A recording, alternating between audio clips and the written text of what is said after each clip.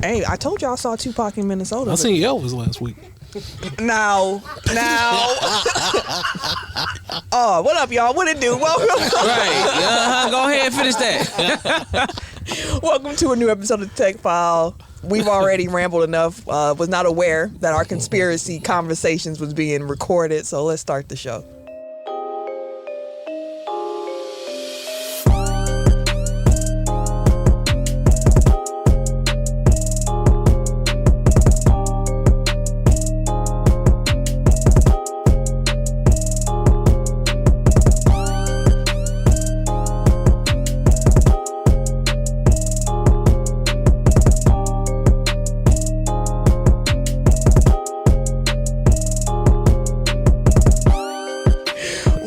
Episode 336 of Technical File, the sports podcast you never knew you needed. And it's your boy, TIMKINZ, the number 3, a.k.a. Ass Ketchum, a.k.a. Mr. Give It To Me.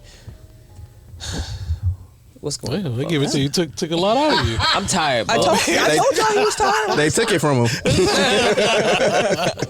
I am the OJ. Only known as the OJ.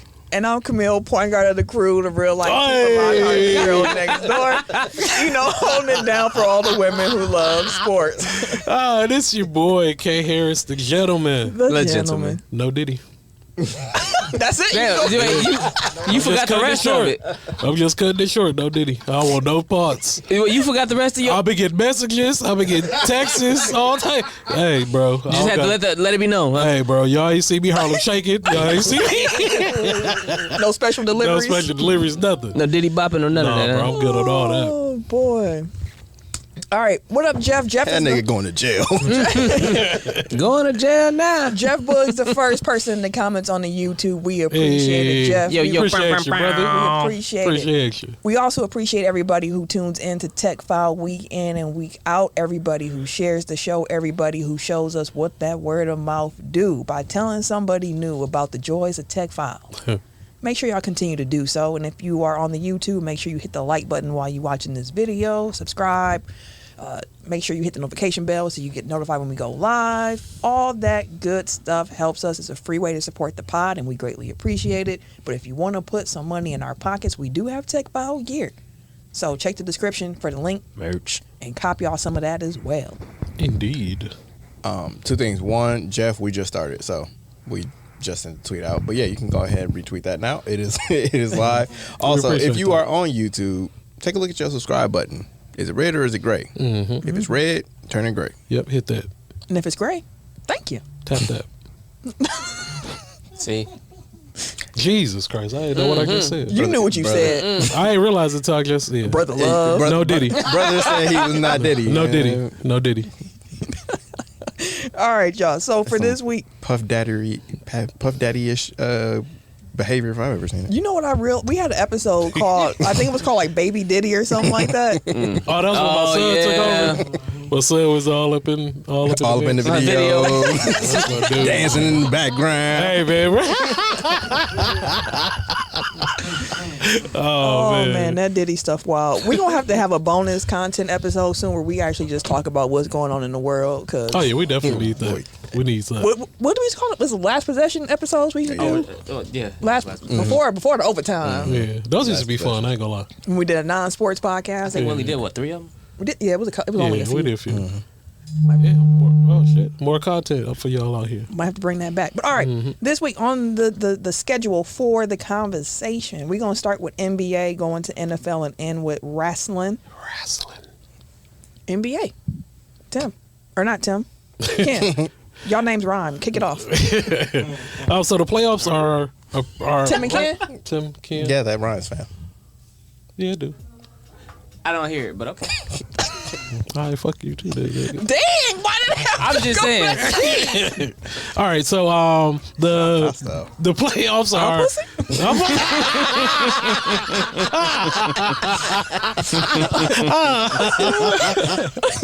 Sorry, guys. But the playoffs are approaching fast. Which two teams are you guys' favorites to go to the NBA finals? We got plenty sound. Oh man, that's a good question. You know what I want What I want. Give me what I want. What do you want? I mean, you know what I want. I wanted Bucks Lakers, but that don't seem feasible at this point. Shit, I don't want to see the Lakers no more. I mean, after last night, the LeBronless Lakers beat us for the second time. I was out here talking big crap like, hey, LeBron ducking smoke. He ain't My man's just jigging in the corner, hopping on the ankle he was supposed to be sitting on. Hey, I'm like, bro, he in the church dancing in the back. I'm like, nigga, ain't you hurt? Hey, then he started limping after everybody knows. He's like, looking around and shit. He started whispering to one of the dudes on the bench. He was like, hey, stay in that shot, my nigga. Like, don't get out the frame. Like, I got you, Brian. I got you. I'm like, bro, you don't sit your... Okay. But clearly they didn't need him. Because... light work. Anywho. Light work. Did you say light work? He sure did. I'm gonna tell you this. You want Austin Reeves. How about you was ready to leave? You was ready to leave the damn stadium halfway through the fourth quarter. Fourth quarter, they was eating my ass up, man. Pause. You was on your way to the concession stand on your way out the door. They was eating my ass up, no Diddy. But dog, man, it was these drunk white dudes, fam. They was like, "Where the fuck are you from?" I was like, "I'm from here, motherfucker." Lakers all day. But yeah, I thought it was. I would have jumped you with them, honestly. Like, I would have been right next to them. They hated. Fuck that Laker fan. Dog, they hated me, dog. Every time we scored, I just looked. Yeah.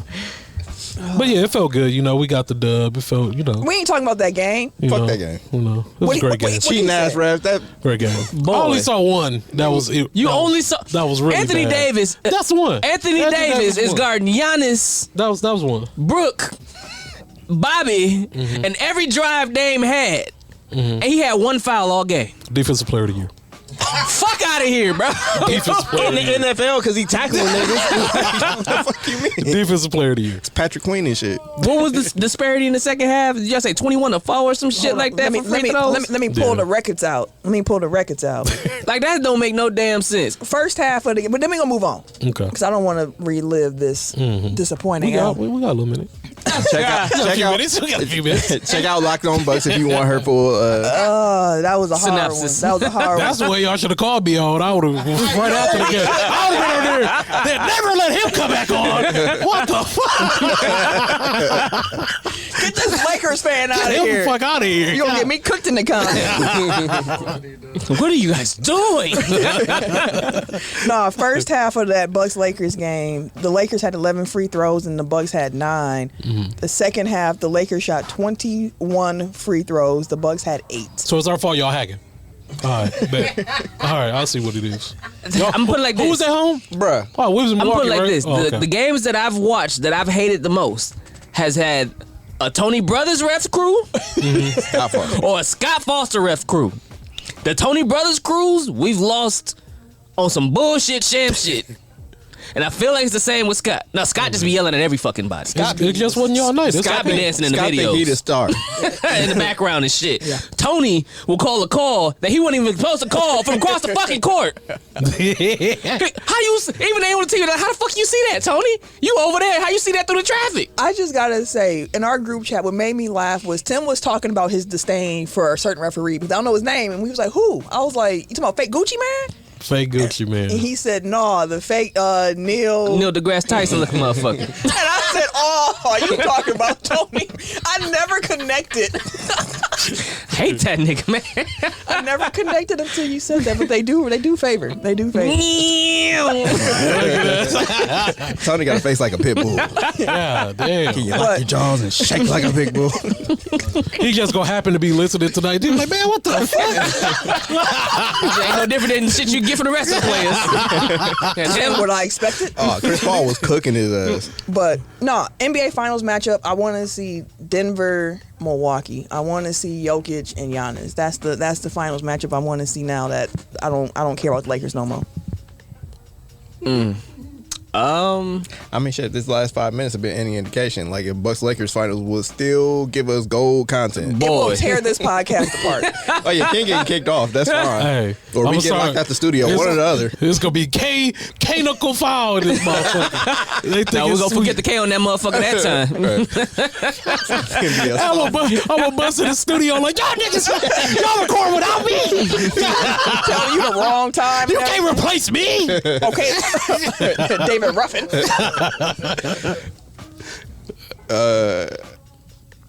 You know what? Just for the hell of it, Bucks Lakers. There we go. That's Just for my the fuck answer. of it, Bucks Let's get Lakers. it. Anybody but the Boston Celtics. Damn. I'm not mad at that answer either. Even Orlando? Yes, I am a hater. You said even Orlando? Yes, I'm a Yeah, hater. even Orlando? Yeah. Orlando Are they the Boston Magic. Celtics? Yeah. Orlando Magic. As long as Boston goes down. Your boy said he the face of coach now. What? Tatum. He the face of who? Coach. Was that the picture that Bam commented on? Was like sassy. Sassy King. Sassy man. Ken, what finals you want to see? I want to see Lakers and Bucks. I don't. It's a far fetch, but I mean, we've been saying that on this podcast since we started. exactly. And y'all almost made it. Oh, well, shit, we got kicked out first round, but y'all almost made it to the finals last year, at least. So it's Western not like out the realm of believability. Yeah, y'all got the definitely same still team and shit. Yeah, we do. Eric said, It's all right. He already announced that he's a hater, so I expect that. he did. I agreed. That wasn't even like a like. But that's what I want to see for sure. Give it to me.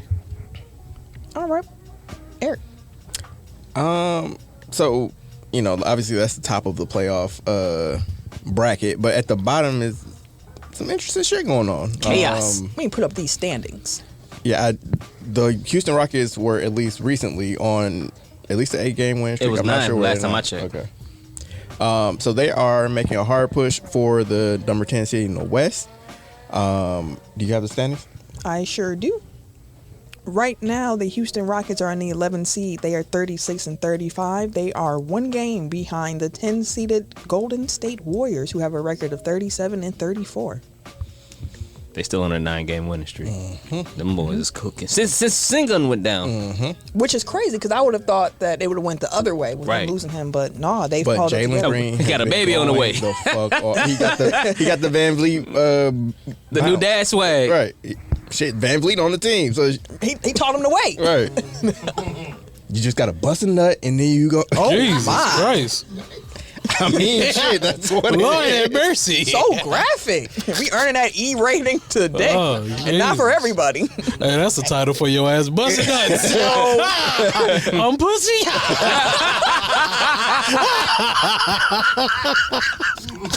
God, that'd be a wild picture. Had a picture of the fish in the back pointing himself, and the title's busting nuts. Like, No. Oh, man. they were like, okay, y'all really went too far this time. Oh, that's We tried to give you some grace, but good lord. We can't do it this week, y'all. We can't do it.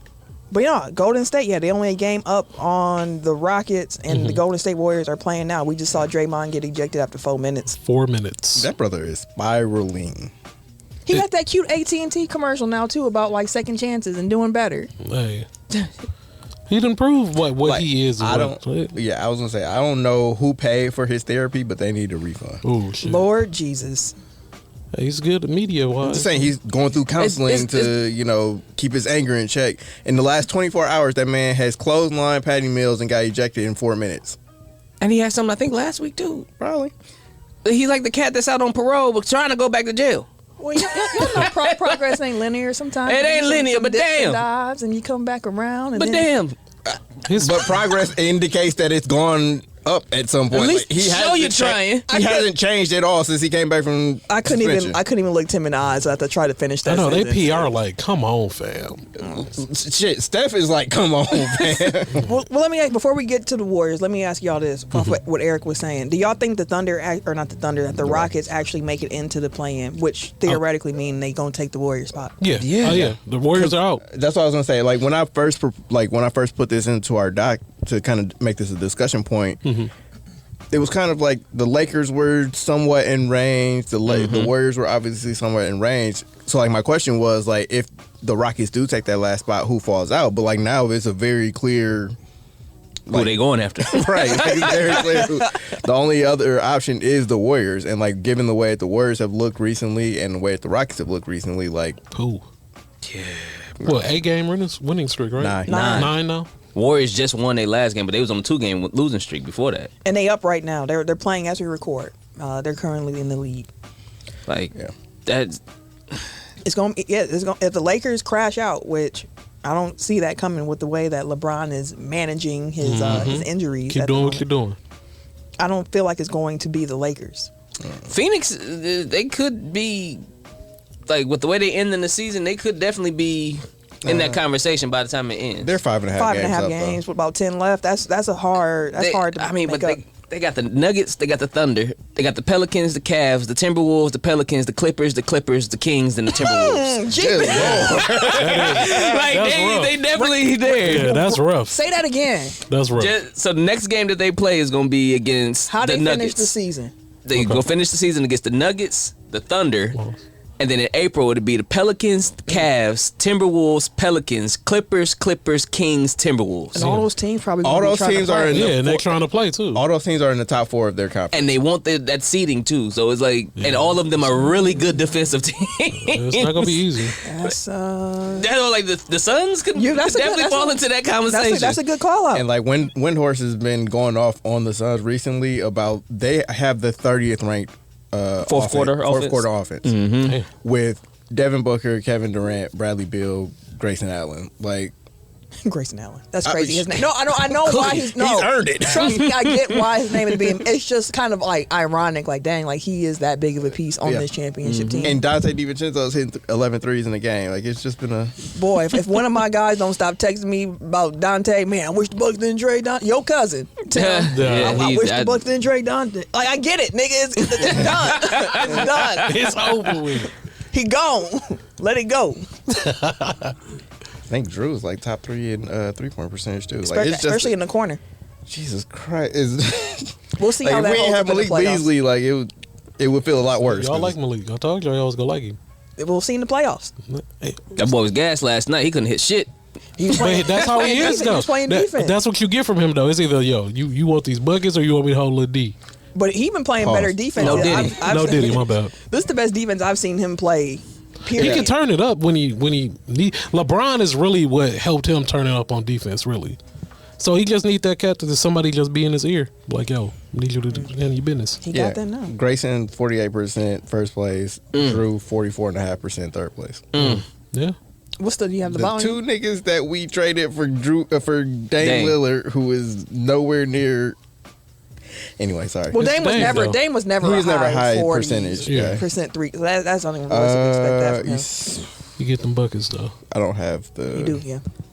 Because I'm on. I thought he was for the. I thought he was for to destroy us in the fourth quarter last night. I was like, damn, Dame time. I feel like you can kind of tell when Dame got it and when he don't. But that's the thing with Dame. It's like even when he don't got it, every shot I'm like, but that one gonna fall because it's like after a while, it's like it can. Yeah. You know it can. The only thing that frustrated me, I was at the OKC game on Sunday, and I was at the pre-game shoot around. So it was on courtside, and I was all walking up. Bro started in one corner, worked his way all the way around, worked his way in through the mid-range, came back outside 3-point range, went inside, came back. He ain't missed a single fucking shot. Well, I believe it. Not a shot. And that game, I think he ended up with like 11 points and it was like 5 for 20. Yeah, that's. I was like, what the fuck is this? But I mean, that's the thing with NBA players. Like, if there's no one guarding them, like it's easy. Yeah, there was a lot of wide open shots he was missing. Him and Pat Connaughton.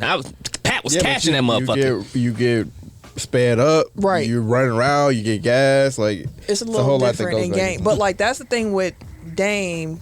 I thought we keep coming back here, but his last 2 games haven't been great. It's just that in that Thunder game, the Bucks defense was able to get more stops against the Thunder than they were against the Lakers. Although overall, given the fact it was double overtime, the defense wasn't terrible. Like the Lakers were missing a lot of shots too. It's just at the end. We should have lost that game. I shouldn't have won it. Who won though? Y'all did, but I mean, I had you guys' number. You did. Yeah. I can't. I said that don't like on Bucks. I was like, I saw Bucks fans clowning the Celtics, blowing a 30-point lead against the Hawks. You got to eat this one. Just Austin. Sorry, MF and Reed. You said on volume. Do you want per 100%? Just raw, not per 100. Okay. Just how per game. Yeah. Okay, keep talking. So my question, kind of keeping in line with the playoffs. If we see Steph and them get booted from the playoffs this year, are we okay with calling that the end? Do we feel like that would honestly be the end of that Golden State run then? Because like they kind of squeaked their way in last year, didn't they? Were they in last year? I think they were 6 last year. They did. They won because they had the Kings in the first round. Right. Yeah. That was a good ass series. That was a great series. Yeah. But with the way that Clay's kind of been, yeah, and then Draymond just can't get right. And now they're bringing in the young blood, so you got Kuminga starting to finally look like the player that they drafted. Pachinski's nice. I feel like he's gonna be. I feel like Golden State would be the type of team to go and get Zach Edey. That would be like there. He would fit in well with them. As long as it ain't the Bucks.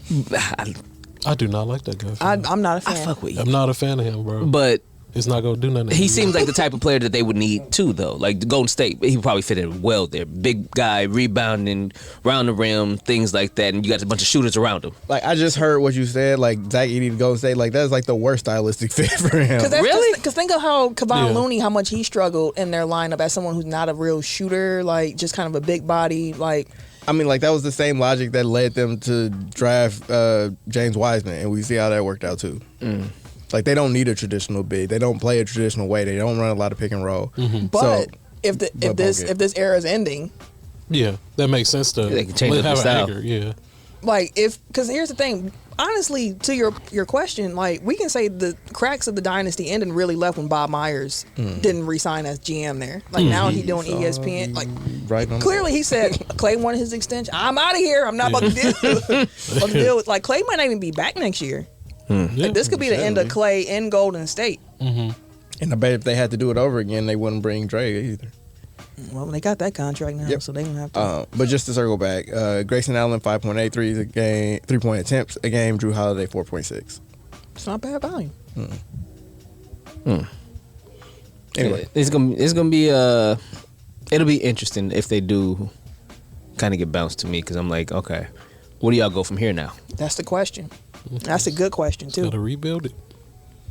They've kind of been low key, not quite tanking, but like they've been making moves for the future for a while. Like the whole Jordan Poole Chris Paul trade was about getting off of Jordan Poole's money, and like they're not going to bring back Chris Paul. And like before, when they made moves, it was like we want to keep the salary spot. But like with the new CBA and with the new rules about like team building, like they are very quickly trying to duck the tax. So like they don't bring back Clay, they don't bring back Chris Paul, like they automatically like get below the luxury tax line at least, which I think is going to be like the number one priority. Yeah, which sucks when you have Steph still being Steph basically, but nobody else can kind of match his level anymore. Yeah, how do you build around them? Youth. Yeah, I was gonna say bring the young bucks, or bring back the native son. Which native son? Who that? Talking about Poole? The one that got O on his chest for Oakland. What? Oh, you talking about Dame? Yeah. He here. I know. Think about it.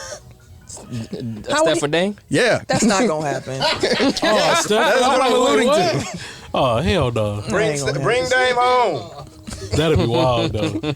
Warriors fans will revolt. Like, no. They got the hometown boy back. That's Homecoming. No, thank you. He's coming. Wait, I can't even sing that no more. Damn. Yeah, no. So here, we'll have that off of air. Yeah. I was like, it's a little different than the R. Kelly joint because a lot of his shit was putting other people on, not necessarily himself. Even though it's still his song. How we doing this? His name is on it, but it's really other Why we people's doing this? I'm just crazy. I had the conversation with Sam about it too, because I'm like, really, if you cut him, you're really cutting the artist that he put on, not him.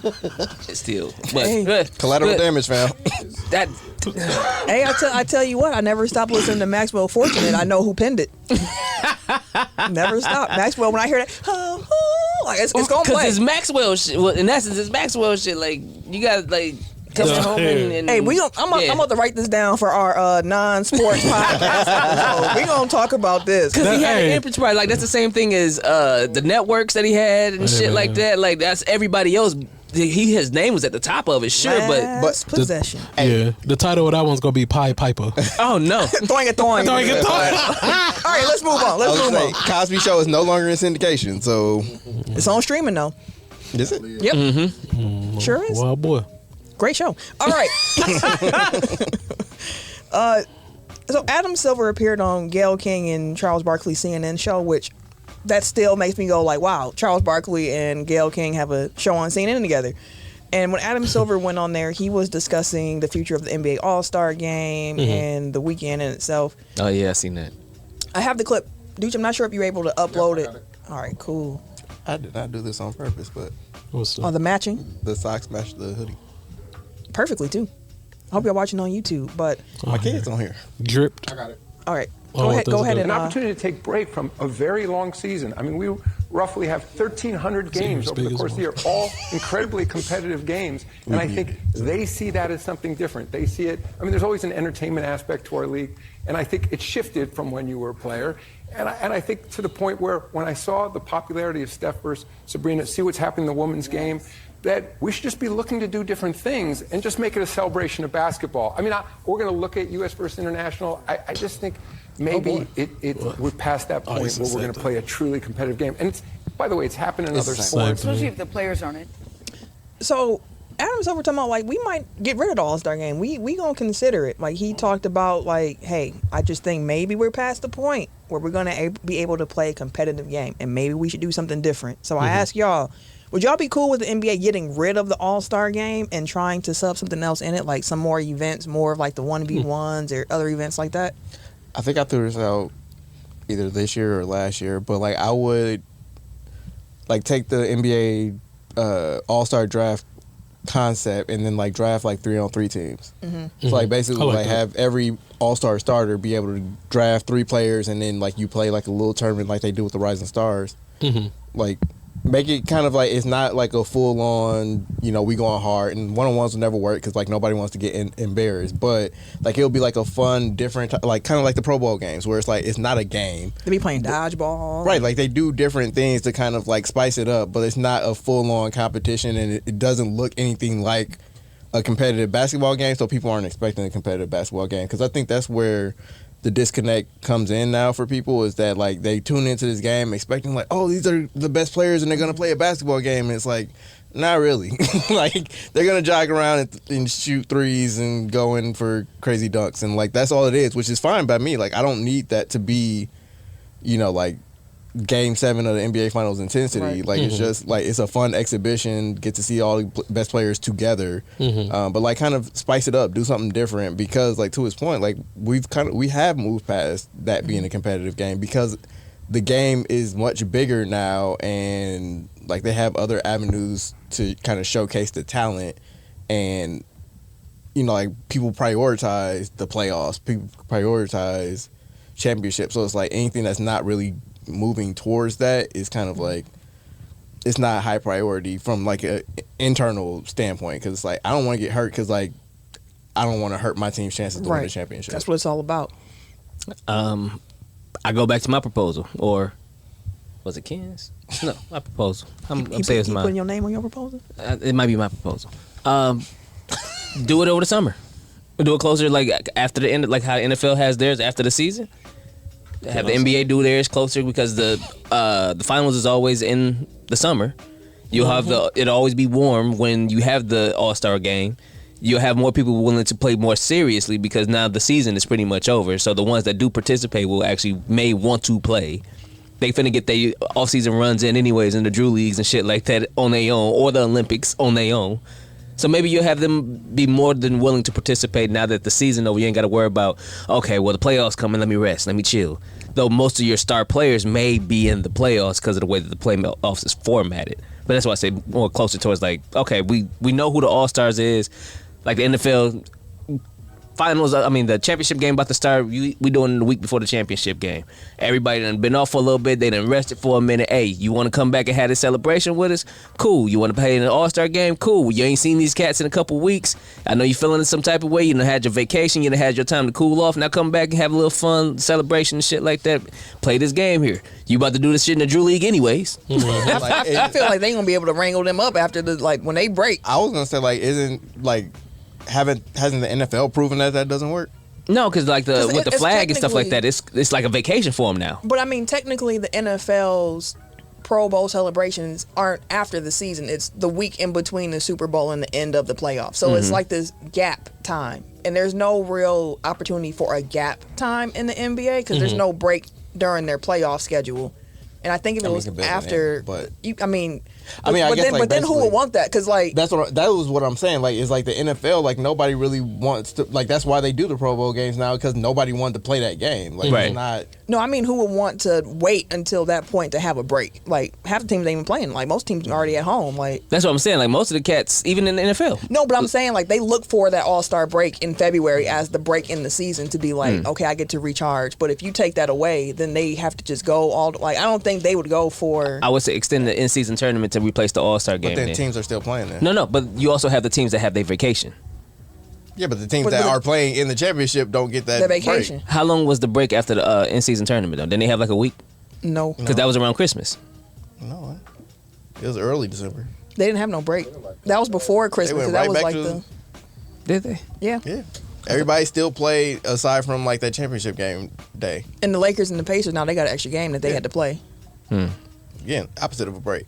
But like taking your concept, like I think if you maybe move it to the beginning of the season, so it's like take like the all NBA teams or something, and like make that be from the last year. Yeah, like because then that's your kickoff event, and it kind of like leads you. That's the only thing I can think of. Like if you're gonna move it off of that weekend, like still keep the break and like have that be the break, but like don't play the game. Like if you want to keep the game going, like maybe it makes more sense at the beginning of the season as like a reward. I don't know. Season. I think where it is on the calendar, it should stay on the calendar. Is it mainly because of the break aspect of it? And it's some programming to fill in while they're on a break.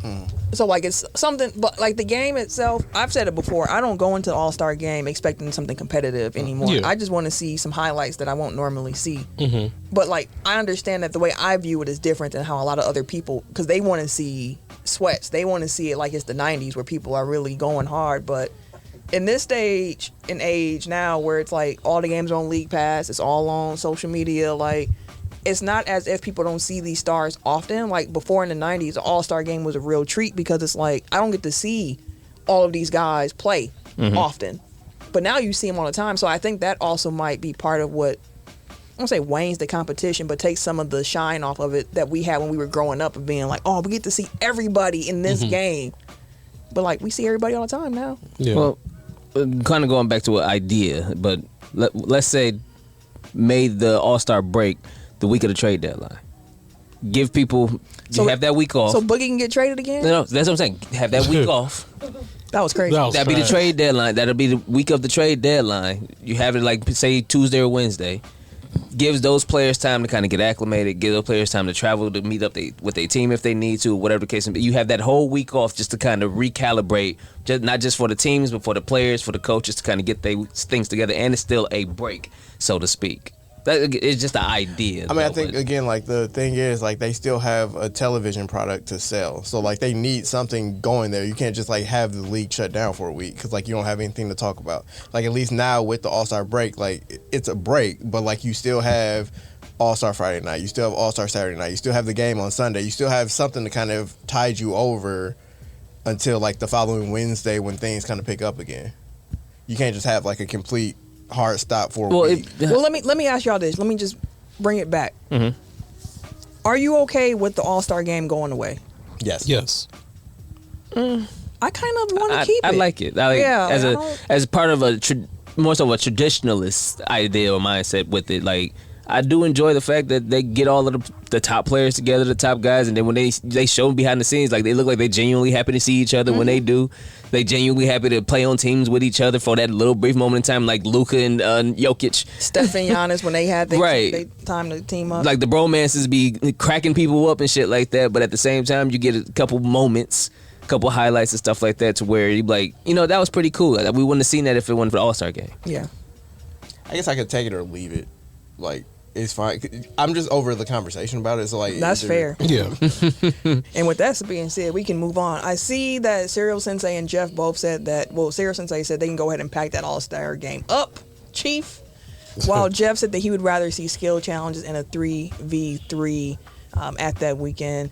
Jeff also asked, can we talk about the Brewers season that starts tomorrow? The game was delayed. I believe it don't start till Friday, actually. So, good luck, Brew Crew. Due to weather. Yeah, good luck, Crew. Give me 30 seconds on the Brewers, Tim. We don't necessarily have a playoff squad, but we have a team that probably could surprise folks and compete a little bit. We have a lot of younger players in the team now. We have like Jackson Churio, Sal Frelick. Fuck the Cubs. Fuck the Red Sox. And what's your other team? You probably got your Lakers jersey hanging up between the Yankees, Red Sox, and motherfucking Patriots jersey and shit. And a Cowboys. Right. But no, it should be a fun season for the players because of the fact that we have low expectations. All right, you're done, bud.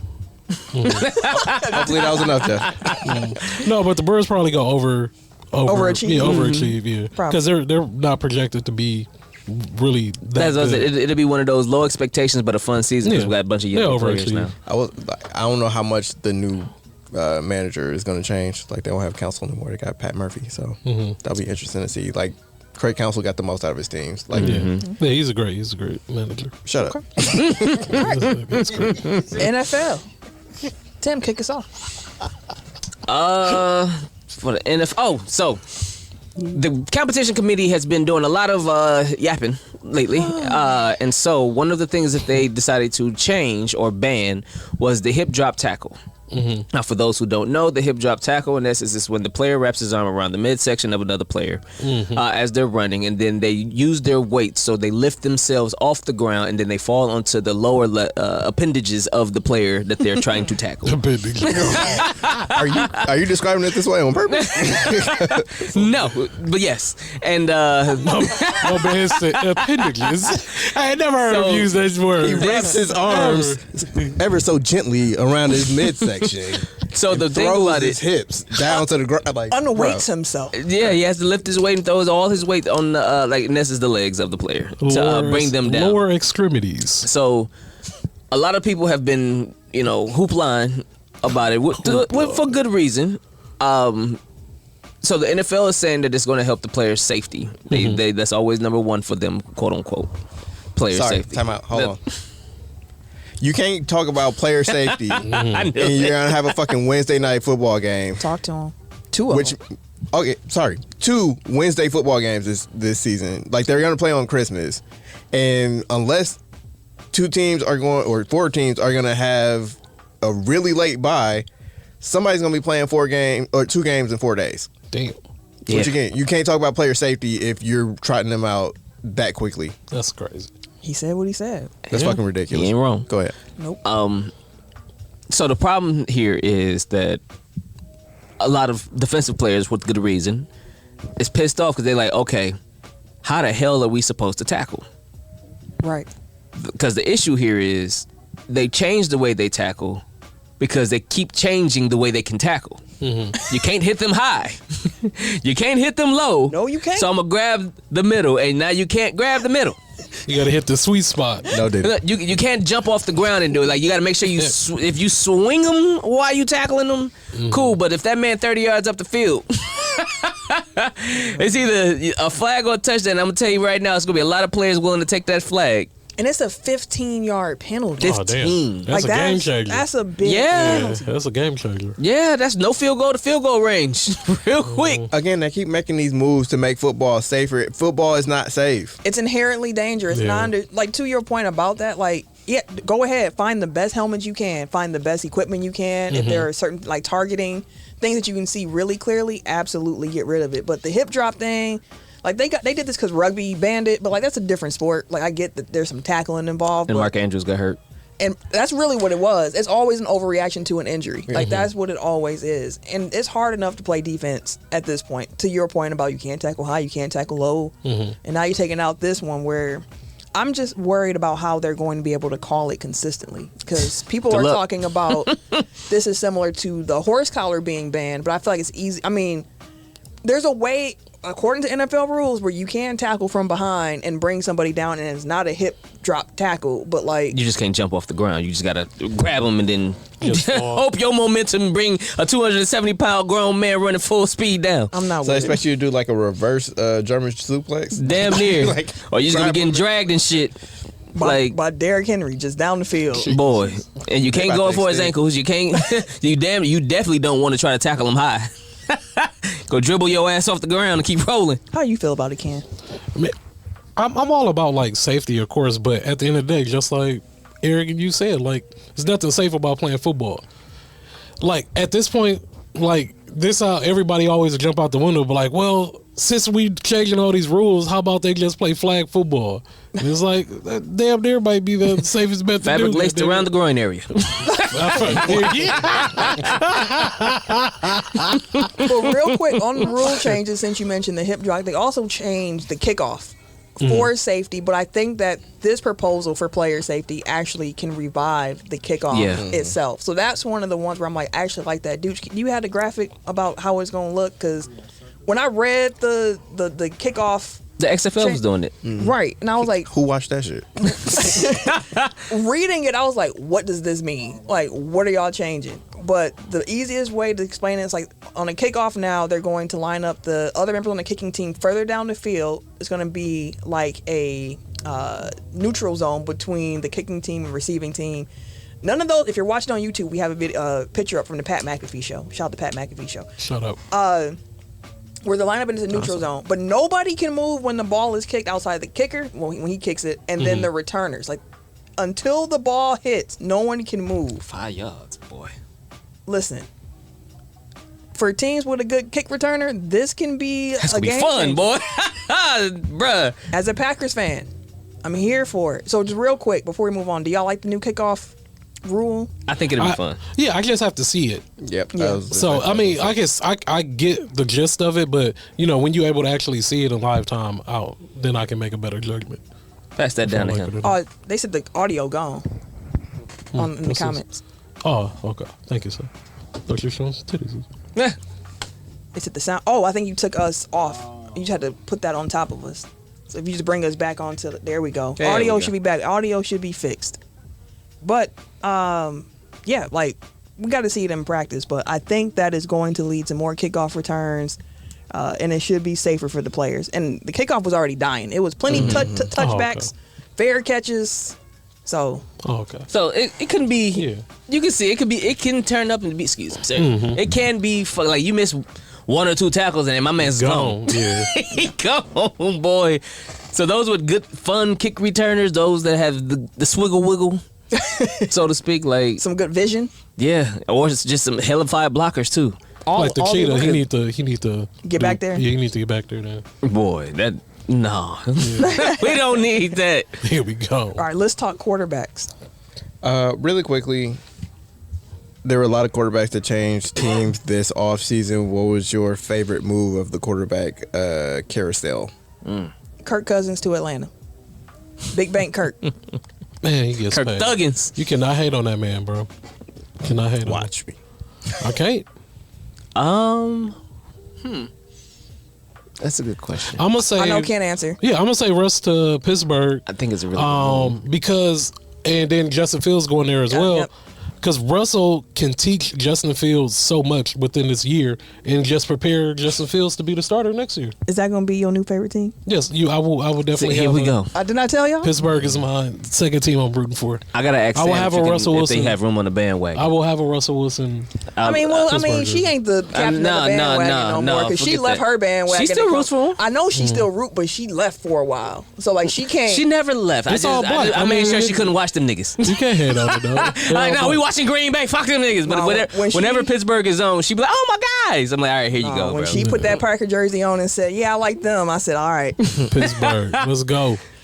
It took me like 30 seconds to figure out who y'all was talking about, but I got there. Yeah, I'm actually with you. Like, black quarterbacks. So There you go. Everything all black over there. Coach. I mean, they still quarterbacks, lose, but yeah, everything. Tim, they did you gonna say? lose in color. They gonna lose the goddamn. I want to not the Kurt. I'm not the Russell Wilson, but the Justin Fields for sure. For sure. It's a good opportunity. Yeah. Because like even before taking Russ into consideration, I was just like, Justin Fields is finally with a organization. He's finally with a good head coach, stability. Yeah. Like, But they actually gonna put the effort to getting them right. He's gonna get nurtured. He's gonna be able to learn. Because we threw him on the Wolves. Who could he learn from? Yeah, when I'm he finna came do the to Chicago? same He shit. couldn't learn from nobody. all over again. Erickson. Every 4 years, y'all do this shit. Who's there? Every 4 Nobody years. was there. Oh, I thought you said it was going to be different this time around because someone was there now. No. Oh, okay. Y'all had Mike White. I only looked at him like that because of the affiliation. No, they threw him to the wolves. You were the main one calling for them to throw him to the wolves. I was, cause look what we no, bro. They ain't another option. So what you want to do this year? I didn't abandon him. What you want to do this year? I'm going with him. I didn't abandon. I didn't say fuck Justin Fields. Look at him. I ain't never done none of that. You said what? Oh, you know what he gonna say. What you want to do this year with Bears. your quarterback? Because you know y'all drafting Caleb. And what I'm you not want a to fan of do, him. brother? No, I'm not a fan of him. Do you want him to start from day one, or do you want them to He bring has him to along start. slowly? That's Number one it. draft pick. We made all these moves. That's not what I asked you. What do you I want him to start. want to do? I want Caleb to start. But to be fair, Caleb's coming out with a different set of a different Team. No, not different team. A different skill set. Yeah. different skill set, and also a different perception of what type of quarterback he needs to be. Like, he's been pinned in like a day one starter. Like Justin Fields, we already were kind of like, well, like We didn't know. he could start, but maybe he should sit. He for was a little more bit. raw talent. That's and the needs to word. develop. It's a different pedigree. Yeah. It's a different pedigree. That's the word. Okay. Jeff said, "How many QBs have the Bears had in the span of the Packers' last 3 quarterbacks?" So how many quarterbacks have y'all had since like '92? Over I under would say 20. like 20. No, for real, it's been like maybe 21. I say 25. I think it's 21, between That'd 21 be a and 23. good game that needs a name is Bears quarterbacks. Woo, in the last 20 years. I got some favorites. Cordell Stewart, Rex Grossman. Sexy Rex is my favorite. Those are a few of my favorites. Think about the 3 names that you just said as your favorites over the last 30 years, brother. This Yeah, article I know. came out in 2000. I said 2000. This article came out in 2021, and it said the Bears used 36 starting quarterbacks since Brett Favre took over for the Packers. So 92, and that article is 3 years old. Damn. That misses the whole Justin Fields era, doesn't it? Damn near. That don't account for Mike White, Nick Foles, none of them cats. So we have 40 then, right? 40 something then. That's crazy, dude. Let me see this article. The last That's quarterback. wild. What was the long neck dude? No, they got Justin Fields in okay. here. They got Justin Fields in here. Long neck. I'm trying to think what Mike we're talking Glennon? about. Mike Glennon. Bro. And we paid him. Before we move on, this is gonna be the last Mike quarterback. Glennon I'm gonna go got paid. backwards in Bears That's what I'm thinking. I quarterback. said Mike White. Mike Glennon. Yeah, Y'all Mike had Glennon got paid. Tyson Bagnet. I forgot about Tyson. He was. Yeah, he was supposed to be the when truth. He was No, supposed to be. that's when Fields was sidelined. Yeah. He was a backup. Then He you came had, in and did his you had thing. Justin Fields, Andy Dalton, Andy was. And he was what? Andy was decent. Nick Foles, Nick Foles was a winner. Chase Daniel, Yeah. Mike Glennon, We paid him. I can't believe it. Mitchell Trubisky, Mitch. I Trippy like Mitchie. Mitch. Mitch had good stats. Brian Hoyer, I forgot about Brian Hoyer. Matt Barkley. Barkley. I don't USC. even remember He went that. 1-5 as the Bears starter. Yeah. Jimmy Clausen, I forgot remember- about Jimmy. okay. Notre Dame. That's the same nigga. Like Jimmy Clausen and Mac Barkley. Yeah, damn near the same person, for real. Jason Campbell. Jason Campbell. I used to like He Jason had Campbell. one start. You had Josh McCown, I remember. Yeah. Caleb Haney, Yeah. Todd Collins. He was 1-0. I was like, I don't remember him. Jay Cutler, Smoking Jay, Hey. 52-52 as a Hey, Bears man. starter. He did his day, man. It's the best one y'all had. I'm saying Brian Oh, Greasy, shit. Bro, I used to like Brian Greasy. Dog. I ain't gonna Kyle lie to you. Orton, I forgot about Kyle Orton. Jonathan Quinn, Chad Hutchinson. Did they have Brady Quinn at some point too? I don't think so. Nah, Craig, he's too far down. Craig Krenzel, Rex Grossman, Cordell Stewart, Cordell. Henry Burris, Chris Chandler, Jim Miller, Jim Miller was the truth. Cade I ain't gonna lie to you. McNown, America, yeah. Shane Matthews, Shane, I used to remember like Shane Shane Matthews. Matthews, though. Moses Moreno. Who the fuck is that guy? He started one game. Steve Strindstrom, Jesus. Oh, y'all just pull some shit out your ass. That's what it sounds like. Hey, you. Come on. Rick Meyer, Dave Craig, Eric Kramer, Yeah, I remember Kramer. Steve Walsh, Will Furr, Peter Tom Willis. Y'all started a motherfucker with 3 names. Peter Tom Willis. Last but not least, Jim Harbaugh. Yeah. He know he should have came to coach. So there you have it. That's every Bears starting quarterback. Did I say the one who y'all had this year when Justin Fields was hurt? Yeah, Everybody Tyson, right? that wasn't Tyson Bagnan. Well, it was somebody else that y'all had Honestly, what? this year. Everybody was, oh, he got That the was locker room. Tyson. That was Tyson. Yeah, that was Okay. Tyson. Because he played a couple games and everybody was like, oh, yeah, he go. Yeah. That's why he was supposed to be the truth. Well, there you have it. A Yeah, complete looks like history. they've updated it since 21. They started it. Yeah, 2023. A complete update of Bears quarterback That's since wild, Brett Favre bro. took over. That's wild. Serious Sensei, that's not even real people at this point. No, bro. Bunch of NPCs. So speaking of Bears, my question to y'all was just, if you could travel back in time, and I got this from Cheesehead TV, Aaron Nagler was asked this question. I thought it'd be a fun one to ask. Right. If you could travel back in time and go to any game of your favorite team, so for myself, Eric, and Tim, Packers, for Ken, Bears.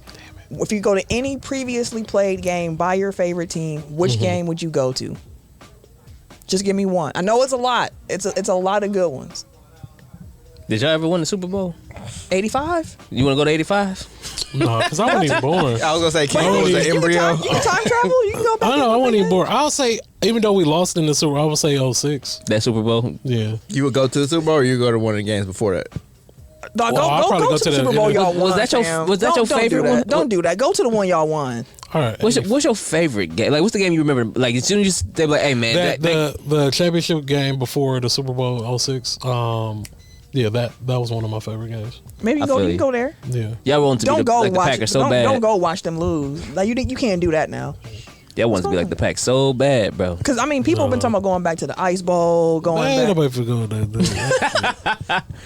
Wait, you have the power to travel in time, and you gonna go sit outside And watch them freezing cold? That's what I'm for saying. 3 Nobody hours? want to sit out there, bro. freeze my. Jeff said Super Bowl won himself. Freeze your balls. No, I'm just kidding. Well, Super Bowl one, like at least that's. It I wasn't think that was cold. in like LA or something. So you good there? I'm just saying, like going back to sit in Lambeau in the middle of January when it's That's like what some negative people 65. chose because it was an experience to say I was there. Right. All right, and then you lose your leg to Shoot, frostbite. me and you went to the cold game to be like we were there. Ask the, Yeah, and I And would they never lost. do it ever again. At least they won that one. Hey, look, ask the Kansas City fans who else damn near about to lose appendages for They should have frostbite. dressed for the weather. That's Ain't no way in hell. what game would you pick? I said either, I had 3 on the list. Both of the Super Bowl wins that I was alive for. Either one of them. Oh yeah. Or, Oh yeah. Oh yeah. or, Here we're in Wisconsin. Gotta get a high. Yeah. Oh. I had a couple actually, but I was splitting hairs between Favre's Raider game That's one I thought of too. and That was a good game. the Seahawks game with We want the ball. And we gonna score. Yeah, that one. I was like those two, and then but that game was splitting hairs with when we beat Atlanta, and Tremont Williams had that pick right before halftime, and we was up like 24, like on our way to that Super Bowl run. Like it was. Yeah, we've had some memorable joints. Or when Aaron came back and launched it downfield to Randall Cobb against the Bears. That was after Randall Cobb was hurt and came back. No, Rodgers was hurt. That was the collar season. Yeah, both of them were hurt and they came back because Randall Cobb had also had an injury and returned during that game too. And yeah, he came back. I was going to say actually the 2018 Bears-Packers game to open up the season when Aaron Rodgers got hurt and the Bears went up in the first half. And they thought it was sweet because Khalil Mack was raising hell. And then here come Aaron Rodgers out the tunnel high as a mug, ready to play football. Fly that ayahuasca. I got some shit. Is that the genesis? Is that the moment? Listen, all I know is that was one of my favorite Tech File episodes when we came back and Ken was like, he went through every emotion. Like he was mad, he couldn't believe it, he tried to avoid it. Man, Khalil Mack was raising hell he that was game. going crazy. And then here come Aaron Rodgers out that tunnel, souped up, ready to Hella go. drugs. Seems like my feelings on the Packers quarterbacks have kind of tainted some of these memories for me. But maybe like that Dallas game where they came back, the one like that meme comes from when it's like the dude in the crowd. I forgot about the Dallas game. Like where he's like they don't know. That's The another Houston Too one. much time. man. Definitely would have been at that game. Man, listen. Ooh, yeah, definitely would Speaking have of, been that was Cowboys Packers. Yep. And that's when Matt Flynn was the quarterback. Yep. And the Packers were down big, and they came back and won down in AT&T Stadium. And me and Tim were in Houston during that game. Boy, watching they're the about to game. fight. And BW3s and the Houston Texans fans was cheering for the Cowboys. We was like, that ain't in your squad. We don't care. You guys shouldn't be here. What are you doing here? Look at your team. It was your solely team's because we trash. had on Packer stuff that they decided to cheer for the Cowboys, and then they got they comeuppance. Because we showed out when the Packers won, running through Clapping the that ball. motherfucker. Y'all were just trying to get into a fight that weekend. Fuck that. They started it. It was my birthday weekend too. I was like, man, fuck that. Wait, y'all 'cause, talking like, shit. That was the same weekend with the kid at the wrestling thing? Yes. But that wasn't us. That was our spouses. Y'all were all on Go Time that weekend. Yeah, bro. Me and Tim was on Go Time during Shit, the Packer game. They was on Go Time during the What was you about, like 24 around that time too? 2013, yeah. Yeah, about 23, 24. Yeah, hell yeah. It was all, hell yeah. And bro. we was drunk. Ready to hit you with a table. Fucking flipping it. I'm pick this bitch. I'm gonna smack you with it. It's on that time. Serial Sensei said, I'm not going to any Cowboys games because I'm mad at them right now. But for the Colts, going back to 07 AFC Championship game when Peyton beat Peyton beat Brady. Yeah. Took him a while to get that one. And then he beat the Bears. Fuck Peyton Manning, bro. And Aaron To this Rodgers in your day. book. To this day. Nah, I I thought you feel said it. Titties Day. I'm Did like, you say what game you would go That back too. to? that's at that Cowboys game. Oh, yeah, the Cowboys. All right. Well, let's move on. Honestly, any Packers Cowboys game at AT&T Stadium at this point, Yeah. they're all enjoyable. Mm-hmm. Actually, shit, fuck it. Like, I don't have any bad feelings about Jordan Love, so I'm gonna do this year's. That would have been a fun Cowboys one to ass go to. whooping. That would have been a fun one to go to. Ooh, boy. All right, Ken, what's your NFL thing this week? All right, so speaking of going back in time, we all know that the Packers and Bears are like a huge rivalry. Yep. So in football, here we go with the bullshit. But in football, what is the recipe for a great rivalry? Well, I say what needs to happen? because both teams got to win. Like, it's not fun if it's lopsided. Correct. It's fun for the team that's winning. It is, But it's not a It's rivalry not a to good them. rivalry. I feel football is different because the divisional games mean a lot. Like those are always going to be somewhat considered a rivalry game because of all that matters within the division. You see them twice a year, so that's a little bit I'm different. just tired of whooping on the Bears. Stop man. it Like, because listen, don't you do Right. it. Don't say it because This too shall pass. right, like Yeah. it's everything in the Right. season because the Packers. It was a while before they But caught back up. I will say, we've been whooping the ass for a while now. I'm saying, Like our lifetime, yeah. Our whole lifetime. pretty much. I'm damn, Our time is coming. damn near everywhere, 40. bro. Like, Our time I've is- never known a time where the Bears have struck fear in my heart. Another game I would go back to was actually the 2010 NFC Championship game in Soldier Field when the Packers beat y'all to go to When the they Super thought Bowl. Caleb Haney was the truth. But that's again. Hey man, hey he got us there. Yeah, it would be a fun rivalry if we had more moments like that where it's like shit actually matters. Shoot, I enjoy the moments we got. I enjoy all them butt whoopings because not Cowboys. Y'all, I mean, they do too. But Bears fans talk some, and I think that's part of it too. Is the fan buy-in of a rivalry? Yes, that's number 2. Like it got to be fan buy-in around it because Yeah. that's what also adds the juice. Vikings, that's where you're lacking because we don't care. We don't give Nah, a little shit brothers. about y'all, Yeah. bro. Y'all on. Sorry. Oh no, you good? No, I was in Walmart a few days ago and I had some Bear stuff on, and I was walking to the car, and dude raised his window down. I was like, "Go Packers!" And I just looked at him. I'm like, "What the fuck?" And then he came all the way back around. He was like, "Yeah, I can't let you Bear fans think you guys are running shit around." I'm like, "Man, if you don't get your ass up out of here." See, like that's what you Yeah. need. That's what you want. I told him to eat dick. What's wrong with you? Jeff said, man, the Packers beat the Cowboys so badly they forgot when free agency started.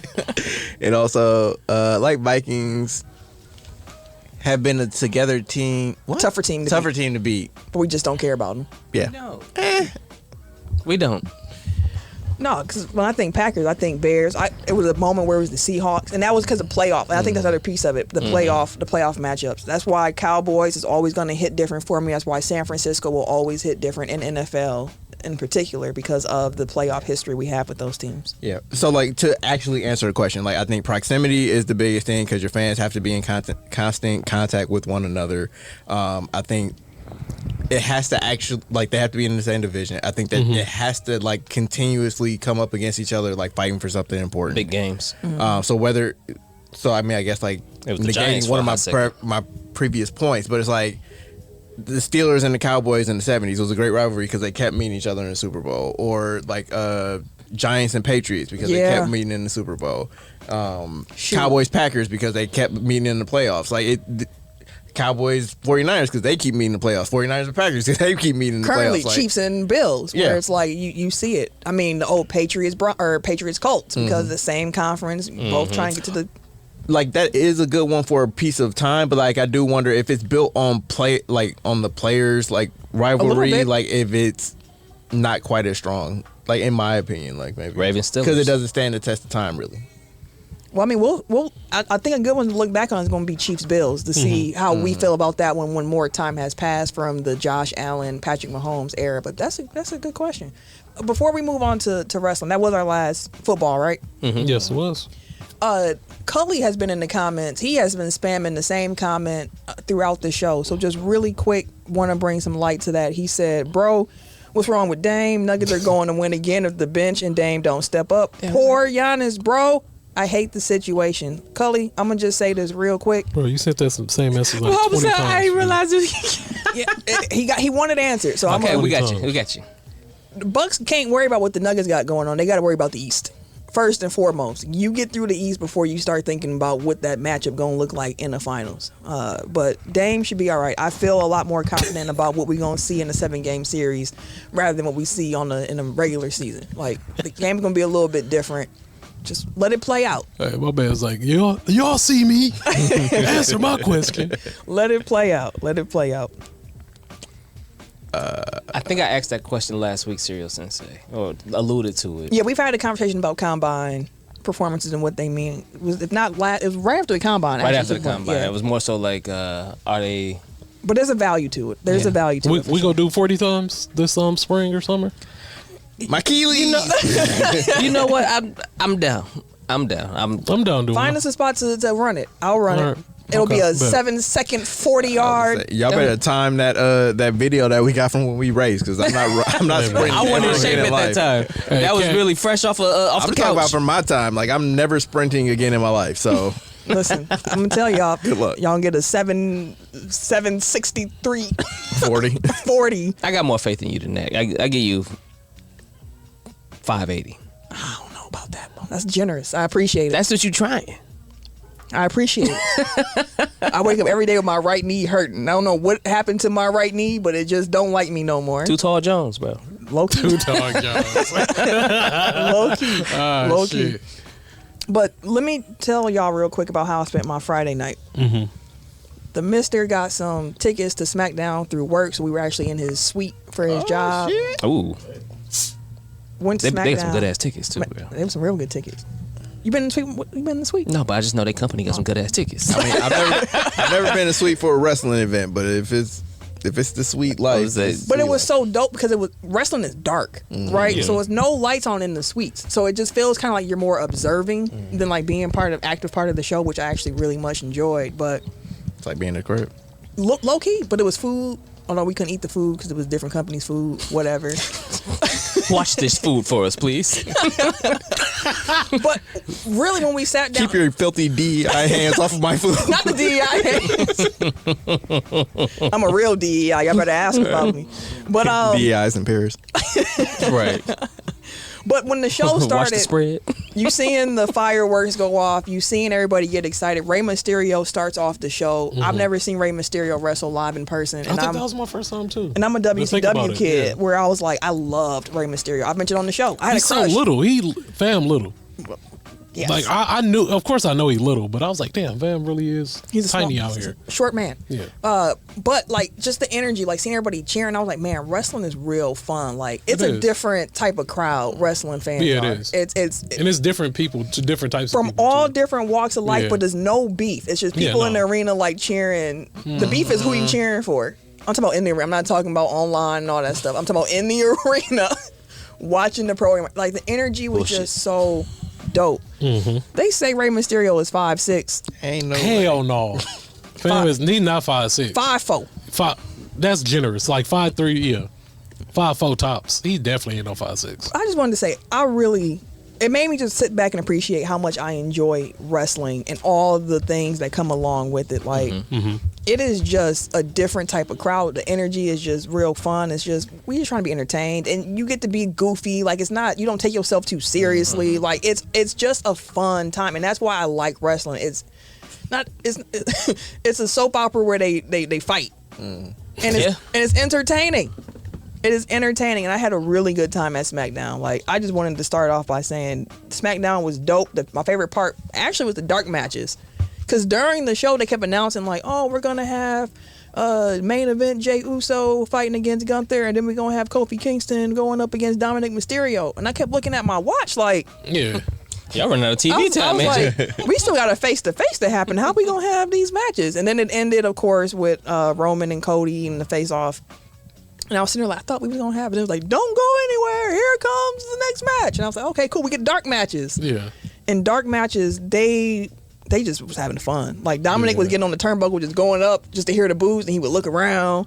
And then Kofi would be like, let me just see something real quick. And then he was standing there, like, yeah! Going back and forth. They had a yeet off with Jey Uso and Jimmy and Cody, seeing Cody going yeet. Like, it was fun. Yeah. Like, wrestling is just really, really fun. And this build up to WrestleMania has got me all back in it. Like, there's time on this show where I'm like, y'all talking about wrestling? I'm like, man, it's so weak right now. It ain't weak right now. No, it is not weak right now. They are building to WrestleMania beautifully right now, and I'm very excited about it. Yeah, like it was pointed out to me like how bad it was in 2019, because like when we started this show, I think we were all still like in our hey, wrestling's good again, and like it was a really good time. Like that was around 2016, 2017, so that was just after the brand split. Like they were really running hot for a couple years, and then just like nosedive. Like was terrible. And like it kind of reflected it on the show, because like we didn't really talk about it, or we wouldn't talk about it for very long, for a while, and then like basically post pandemic, like they've kind of come out like gangbusters. The bloodline, and it hasn't hurt that a certain somebody has been removed from power a couple times, and hopefully for good now. So it's a great time to be into wrestling. Like to your point about like everybody just kind of coming together to enjoy the thing. Like wrestling is a big ass variety show, so it's like they should have something to appeal to everybody. Like if the main event storyline isn't really grabbing you, like maybe it's the women, and if it's not the women, maybe it's tag team, the tag teams, or maybe it's like the smaller wrestlers that do the high fly. Like Ricochet has been killing. He's been having some recently. matches. My boy.